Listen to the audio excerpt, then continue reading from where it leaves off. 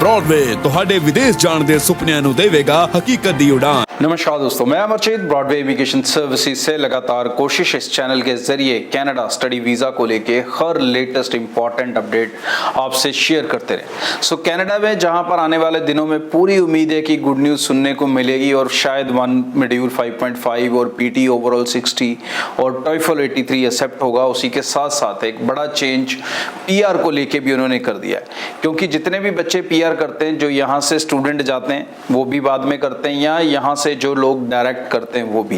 अब जो PR system है उसमें एक कट ऑफ आता होता था जिसे सीआरएस कहा जाता है, क्यूमुलेटिव रैंकिंग सिस्टम। अब इस सिस्टम को कनाडा ने चेंज कर दिया है ट्रेड के हिसाब से। तो मैं आपसे पहले भी कहता रहता था कि जो स्टेम स्टूडेंट्स हैं उनको बड़ा बेनिफिट आने वाला है सभी वेस्टर्न कंट्रीज में। कुछ ऐसा ही चेंज यूके ऑस्ट्रेलिया के अंदर भी मैं आपको बताऊंगा अगले एक आधे दिन के शो में, और आज कनाडा को लेके बताता हूं। कनाडा ने अपना जो पॉइंट बेस्ड सिस्टम है वीजा देने का, पीआर देने का, उसे कैटेगरीज में डिवाइड कर दिया है और इसमें अलग अलग कैटेगरीज उन्होंने रखी हैं। हेल्थ केयर को अलग कैटेगरी में डाला है, ट्रेड वाले जो काम है प्लम्बर इलेक्ट्रिशियन इनको अलग डाला हुआ है, और इसी में एक अलग कैटेगरी उन्होंने बना दी है स्टेम स्टूडेंट्स की, science technology engineering and mathematics से रिलेटेड। तो मतलब वो स्टूडेंट जो आईटी कोर्सेज में जा रहे हैं, जो अदर इंजीनियरिंग कोर्सेज में जा रहे हैं, उनको बहुत बड़ा बेनिफिट होगा क्योंकि उनका अलग से कट ऑफ आएगा। तो पहले सीआरएस का कट ऑफ हाई आता था, बहुत बच्चे उसमें फंस जाते थे। अब उसमें रिलैक्सेशन होगा क्योंकि अब जो कट ऑफ आएगा वो आपके काम, आपकी एजुकेशन के हिसाब से आएगा। सो जो स्टूडेंट्स अब जा रहे हैं, मैं खासकर नॉन मेडिकल वाले स्टूडेंट्स, इवन कॉमर्स वाले स्टूडेंट्स भी, वो अपने कोर्सेज को स्टेम्स में रखने की कोशिश करें, वो ज़्यादा सेफ रहेंगे।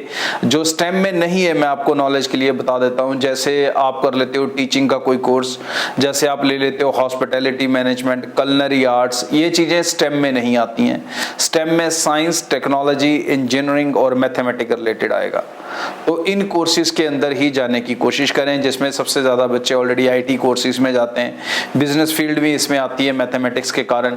सो अदर जो फील्ड्स हैं, सिविल इंजीनियरिंग के कुछ कोर्सेज होते हैं, मैकेनिकल इंजीनियरिंग के होते हैं, ये सब ट्रेड्स भी इसमें रहेंगी। तो ये एक बड़ा बेनिफिट रहेगा। इसी तरह से जो मेडिकल वाले स्टूडेंट्स हैं वो भी सेफ रहेंगे, बिकॉज हेल्थ केयर का एक अलग से इसी तरह से उन्होंने कैटेगरी बनाई हुई है। तो जिसके अंदर चाहे आप फार्मा वाले स्टूडेंट हो, चाहे आप नर्सिंग वाले स्टूडेंट हो, और चाहे आपने नॉर्मली बीएससी मेडिकल कर रखी है, तो आप सब उस कैटेगरी में भी बेनिफिट ले सकेंगे। और उसके कैटेगरी में ये भी एक बेनिफिट होगा कि उसमें सबसे ज्यादा शॉर्टेज रहती है वर्कर्स की, तो उसमें नंबर ऑफ सीट्स भी ज्यादा आएंगी, मतलब नंबर ऑफ पीआरस भी जो है वो ज्यादा कॉल किए जाएंगे हर कट ऑफ के अंदर। जैसे कि जो रीसेंट कट ऑफ आया उसमें हेल्थ केयर का तकरीबन 1500 प्लस जो एप्लीकेशन है उनको इनवाइट किया गया, और उसका कट ऑफ भी दूसरी कैटेगरीज के मुकाबले कम था, 475 था।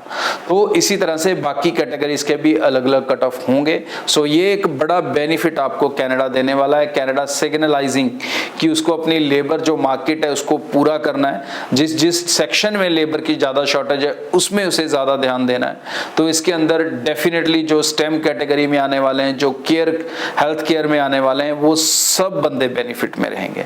सो अपना कोर्स सिलेक्शन जो है वो स्मार्टली करें, समझ कर करें, ताकि आप सेफ रहें। और ब्रॉडवे से अप्लाई करते हैं तो ये रिस्पॉन्सिबिलिटी तो हम निभाएंगे, उसके अलावा हम ना कोई पैसा लेंगे वीजा लगने से पहले और ना कोई पैसा वीजा लगने के बाद। सो टोटली फ्री आप कनाडा स्टडी वीजा ब्रॉडवे के साथ हासिल कर सकते हो। हमारे ऑफिस पूरे नॉर्थ इंडिया में आपकी सुविधा के लिए। सो आप गुजरात से, दिल्ली से, हरियाणा से, पंजाब से, जम्मू से, कहीं से भी अपनी एप्लीकेशन ब्रॉडवे टीम के साथ चला सकते हैं। सो यूके से अक्सर बीच बीच में कुछ ना कुछ बुरी खबरें आती रहती हैं, जिसमें और एक एडिशन हो गया है। एक वहां पर ग्रुप है जिसे रेड वॉल एमपीज कहा जाता है। ये वो एमपीज हैं जिन्होंने पिछली बार इलेक्शन से पहले ब्रेक्जिट करवाया था, लोगों की वोट्स इसी नाम पे ली थी कि इमिग्रेशन को कम करेंगे, माइग्रेशन को कम करेंगे। सबसे पहले ब्रेक्जिट इन्होंने करवा दिया, लेकिन उसके बाद ये सारा कुछ उल्टा हो गया और बहुत सारी माइग्रेशन उसके बाद भी यूके में चल रही है। प्रेजेंटली ये माइग्रेशन फिगर तकरीबन 6 लाख से ऊपर है, और जिसे जो गवर्नमेंट है वो कम करके 2,40,000 के आसपास लाना चाहती है। अब इसमें कुछ चीजें जो वो टफ कर सकते हैं, इसी के ऊपर उन्होंने एक 12 पॉइंट सजेशन दिया है। अगर आप इंटरनेट पे सर्च करेंगे new conservative 12 point plan on migration, तो आपको ये न्यूज़ मिल जाएगी। मैं कोशिश करूंगा लिंक में भी लगा दूंगा। अब इसके अंदर उन्होंने तकरीबन 12 पॉइंट्स प्राइम मिनिस्टर को सजेस्ट किए हैं जिस तरीके से वो इमिग्रेशन को कम कर सकते हैं।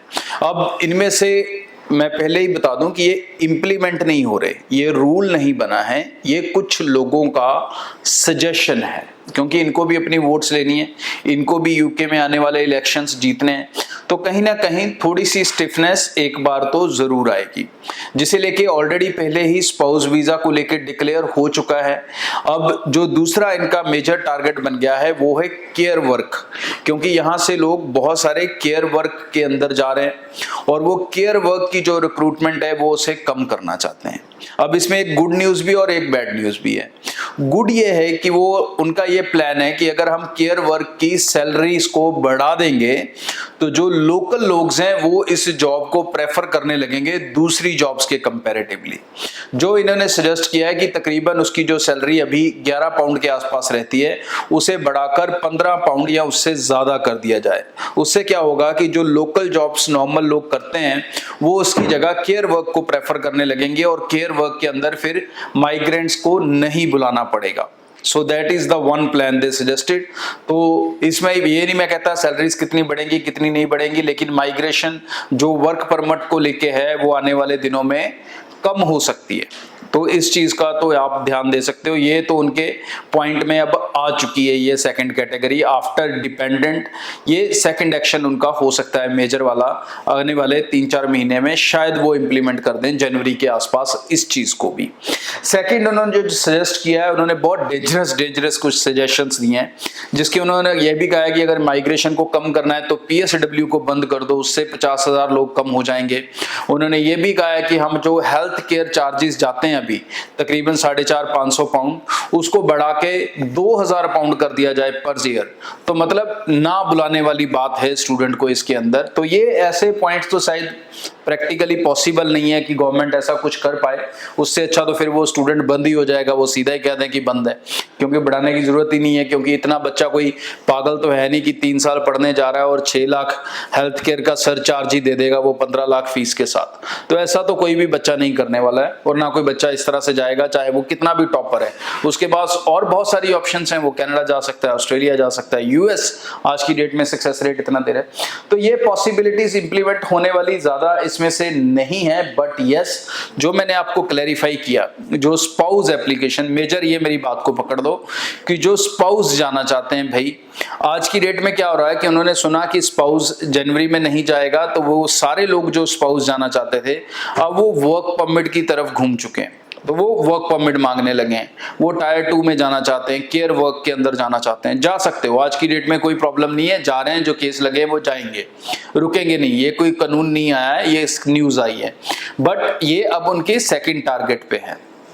तो इसके अंदर जो लोग पहले से बहुत ज्यादा पैसा एजेंट को दे देते हैं वो थोड़ा सिक्योर्ड हो जाएं, क्योंकि जब भी ये चीज अगर बंद हुई तो वो पैसा वापस आने में जान निकल जाएगी। सोच समझकर अपना पैसा सेफ एजेंट के पास इन्वेस्ट करें, क्योंकि बहुत सारे एजेंट ऐसे हैं जो वर्क परमिट पे नाम पे 15-15, 20-20 लाख लोगों से ले रहे हैं। तो भाई उस चीज को लेके बहुत ज्यादा सिक्योर्ड हो जाओ।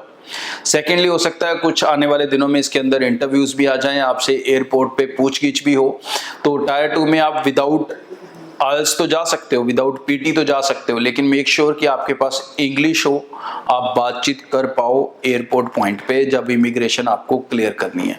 ये चीजें नोट कर लो। और टायर 2 हमेशा आप सोच समझ के अप्लाई करना, अंधाधुंध नहीं अप्लाई करो। मेरा आज भी सजेशन आपको यही है कि टायर 2 की जगह स्टडी वीजा सितंबर इनटेक जिसका पॉसिबल हो सकता है वो जरूर अप्लाई कर ले। That is still best and safest way comparatively अगर आप वर्क परमिट में खेलते हो। अभी शायद 1-1.5 महीना प्रॉब्लम ना आए, 2 महीने, बट कहीं ना कहीं अगर गवर्नमेंट के आगे ये पॉइंट आया तो ये कहीं ना कहीं पहुंच सकता है।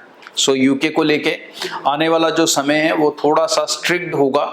इसके बीच में सिर्फ आपको ये ध्यान रखना है कि अपने पैसे को खराब ना करें, क्योंकि ब्रॉडवे से तो हम पहले दिन से ये पॉलिसी लेके चलते हैं कि आपको पैसे देने हैं वीजा लगने के बाद। तो कई एजेंट्स या बहुत से एजेंट ऐसा नहीं करते हैं जो आपके पैसे को रिस्क पे लगा देते हैं। तो मेरी विनती है अप्लाई कहीं से भी करें, लेकिन इस इनटेक के बाद मतलब सितंबर तो इट्स गोइंग फाइन, इसमें अभी रातों रात कोई कानून नहीं बनने वाला, बट जो नेक्स्ट सेशन इनका बैठेगा पार्लियामेंट का तकरीबन नवंबर दिसंबर के आसपास, तो उस टाइम के बाद जो भी रूल्स बनेंगे फिर उसके अकॉर्डिंग चीज़ें चलेंगी। तो अगर आप जैन इनटेक के लिए खेल रहे हो या नवंबर दिसंबर में अपने वर्क परमिट के लिए अप्लाई करोगे तो भाई थोड़ा अलर्ट होकर करना।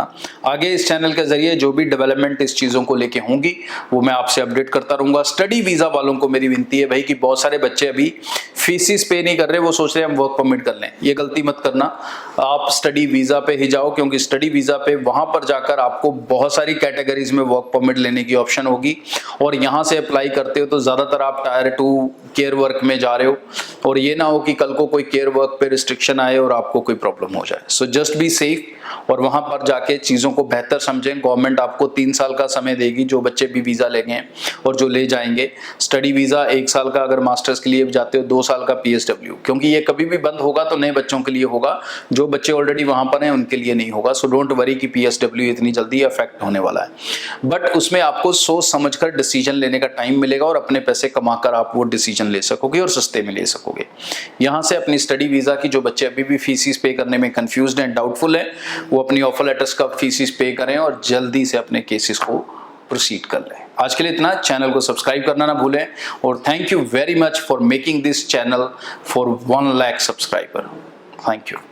ब्रॉडवे ਤੁਹਾਡੇ ਵਿਦੇਸ਼ ਜਾਣ ਦੇ ਸੁਪਨਿਆਂ ਨੂੰ ਦੇਵੇਗਾ ਹਕੀਕਤ ਦੀ ਉਡਾਨ।